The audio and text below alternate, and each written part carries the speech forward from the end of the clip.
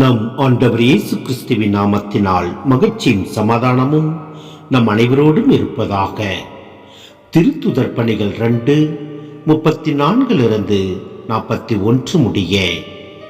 விண்ணுலகிற்கு உயர்த்தப்பட்டவர் தாவீது அல்ல, ஏனெனில் ஆண்டவர் என் தலைவரிடம், நான் உம் பகைவரை உமக்கு கால் மணையாக்கும் வரை நீர் என் வலப்பக்கம் வீற்றிரும் என கூறினார் என்று அவரே சொல்கிறாரே.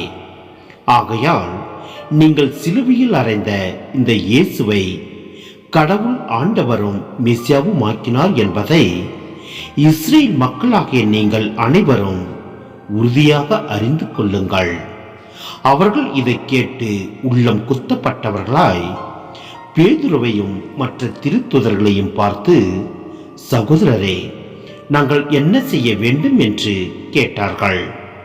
அதற்கு பேதுரு அவர்களிடம், நீங்கள் மனம் மாறுங்கள், உங்கள் பாவங்களிலிருந்து மன்னிப்பு பெறுவதற்காக ஒவ்வொருவரும் இயேசு கிறிஸ்துவின் பெயரால் திருமுழுக்கு பெறுங்கள். அப்பொழுது தூய ஆவியை கொடையாக பெறுவீர்கள்.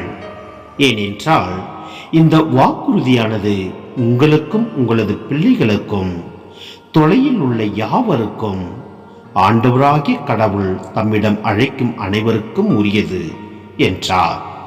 மேலும் அவர் வேறு பல சான்றுகளை எடுத்து கூறி, நெறிக்கெட்ட இந்த தலைமுறையிலிருந்து உங்களை காப்பாற்றிக் கொள்ளுங்கள் என்று அறிவுறுத்தினார்.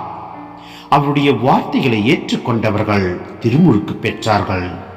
அன்று ஏறக்குறைய 3000 பேர் அவர்களோடு சேர்க்கப்பட்டனர்.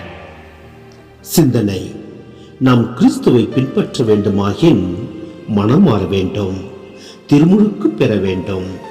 மனம் மாறுதல் என்பது பாவத்திலிருந்து திரும்புதல், சுயநலத்திலிருந்தும் கடவுளின் கட்டளைகளுக்கு எதிரான கிளர்ச்சியில் இருந்தும் பாதையை மாற்றுதல்.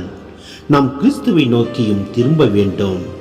அவரது மன்னிப்பு, கருணை, வழிகாட்டுதல், திட்டம் யாவற்றையும் நாட வேண்டும். நாம் நம்மையே மீட்டிட இயலாது, கடவுளே நம்மை மீட்க இயலும். திருமுழுக்கு நம்மை கிறிஸ்துவுடனும் திருச்சபையுடனும் இணைக்கிறது. அது சீடத்துவத்திற்கான நிபந்தனை, நம்பிக்கையின் அடையாளம். மேலும் கிபி 80களில் தம் காலத்து கிறிஸ்தவர்கள் எவ்வாறு லட்சிய வாழ்வு வாழ வேண்டும் என உணர்த்திடும் நோக்கில் லூக்கா இதை எழுதியுள்ளார். அவர்கள் ஒரே மனதுடன் விளங்கினர், திருத்துதர்களின் போதனையை கேட்டனர், ஜபத்தில் நிலைத்திருந்தனர், நட்புடன் உறவாடினர். நாம் கிறிஸ்துவுடன் இணைந்தால் நம்பிக்கை கொண்ட மற்றவர்களுடனும் நட்புறவு கொண்டு வாழ வேண்டும். அப்போதுதான் சீடத்துவத்தில் வளர இயலும். ஆழ்ந்த அன்பையும் நெருக்கமான பண்பையும் சுட்டி காட்டுவது கிறிஸ்தவர்கள் தங்களிடையே கொண்டிருந்த உறவும் அவர்கள் திருச்சபைக்கு தலைவர்களுடன் கொண்டிருந்த உறவும் அப்பத்தை பிடுதலில் பொருட்களை பகிர்ந்து கொண்டதிலும் வெளிப்படுகின்றன.